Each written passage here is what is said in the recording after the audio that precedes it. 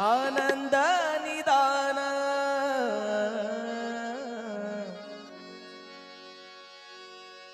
आम्ही भाग्यवान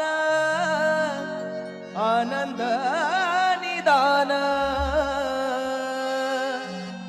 झुलते हळूच दत्ताची पालखी झुलते हळूच दत्ताची पालखी। आता आपण सगळे सर्वजण या दत्त जयंती महोत्सवानिमित्त या ठिकाणी जमलेलो आहोत, तर आपण ही पालखी घेऊन जाऊया। निघालो घेऊन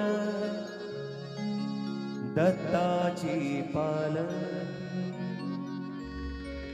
निघालो घेऊन